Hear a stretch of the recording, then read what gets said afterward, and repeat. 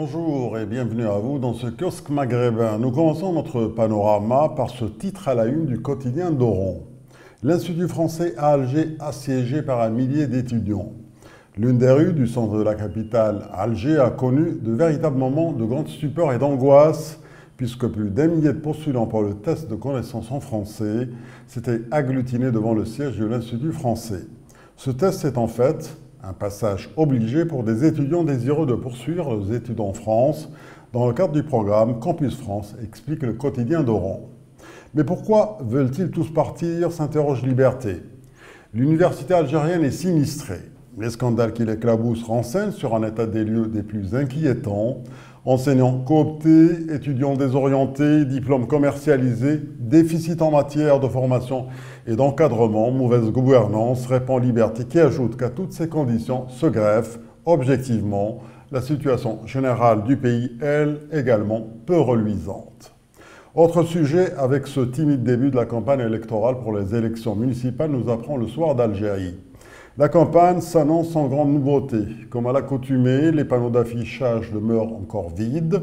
Seuls de rares candidats ont osé s'aventurer à inaugurer les panneaux sous les regards curieux des citoyens, souligne le soir d'Algérie.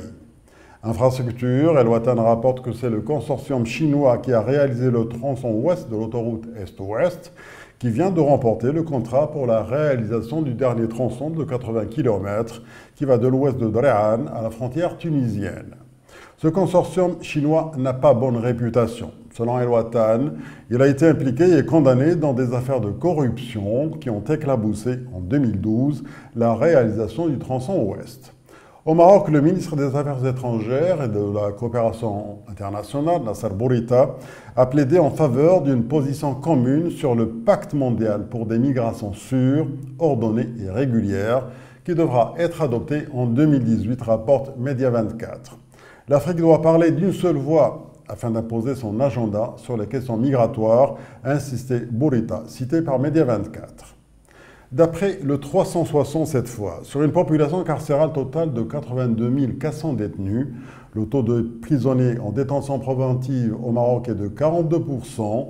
Le président du CNDH, Drissi Zami, a affirmé, en visant la justice et le procureur général du roi, que la surpopulation en matière de détention préventive constituait un grave problème, renchérit le 360. Le Hirak de la Sof à Zagoa fait ses premières victimes, rapporte Yabiladi. 8 détenus ont été condamnés à des peines de plusieurs mois de prison ferme et 1000 dirhams d'amende. Ce groupe n'est que le premier à comparaître devant le juge suite à la manifestation du 8 octobre à Zagoa, provoquée par la pénurie d'eau qui sévit dans la ville depuis plus d'une dizaine d'années, souligne Yabiladi. En Tunisie, Business News annonce le retour du prédicateur polémique Habib Louz. Ce dernier a publié une vidéo dans laquelle il assure que l'association de la prédication et de la réforme a réussi à organiser un camping de prédiction à Zrouane après l'interdiction par les autorités de celui prévu dans le gouvernorat de Siliana.